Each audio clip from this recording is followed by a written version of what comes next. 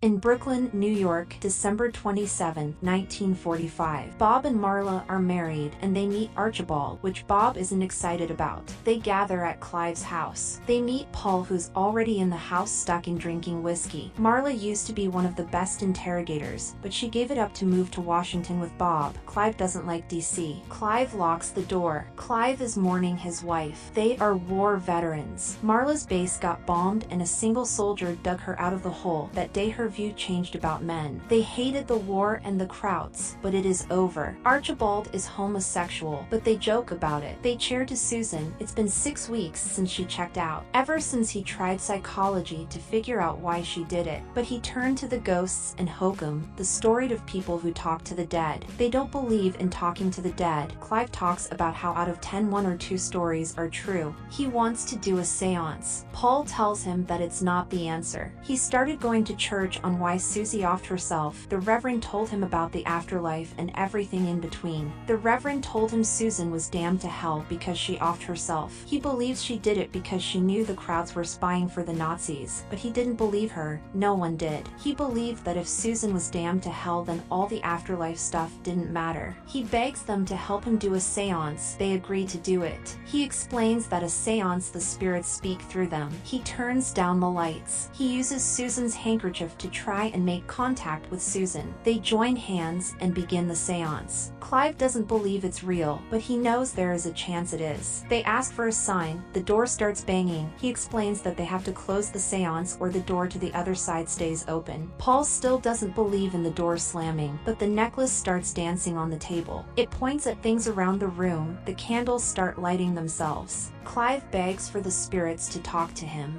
The chandelier starts shaking. Clive begs for Susan to show, and she slit her wrist on Thanksgiving morning. He vomits out white mucus. A hand comes out of the mucus. They realize it's Susan's voice. The music turns on. Paul lets go and everything stops. Archie turns the lights back on. They believe the voice was Susan's. Clive realizes he didn't finish the seance, meaning they can get Susan back. They start drinking more. They believe in heaven and hell now. Clive told Paul he had to do something for him and Susan. Now he has to before he leaves the room. Clive is relieved that there is heaven and hell and that they will move on once they die. He gets happy and grabs his gun and shoots himself. Bob tries to run out, but the door is locked. Paul finds the key. A lady falls out of the closet. She quickly unties herself. She grabs the key and tries to unlock the door. Paul realizes she is a Kraut. He pulls his gun out. He wants to know what is happening. She is Hildegard Baumann. She lives down the street. Last September, after the Japanese surrendered, Susan decided that because she was German she was a spy. Only after she slit her wrists that Bob believed her. She closed up shop and she saw Bob. He apologized for everything and offered her a whiskey. She woke up in the closet. She was drugged. They want to know if she is a Nazi. Arch and Paul want to know the truth. Marla and Bob want to go home. Paul gets a drink. Paul believes Hildegard is a Nazi spy. Marla explains that she doesn't set off one red flag. They realize that Clive wanted them to kill her before they left because he invited an interrogator, a trigger man, into the house. Bob was a colonel, but he never got his hand bloody. He was scared of blood. Arch is about to shoot Hildegard, but she says it's easy to shoot someone without knowing their husband or children or them being able to speak the same language. Arch decides not to shoot her. Paul still wants to execute Hildegard.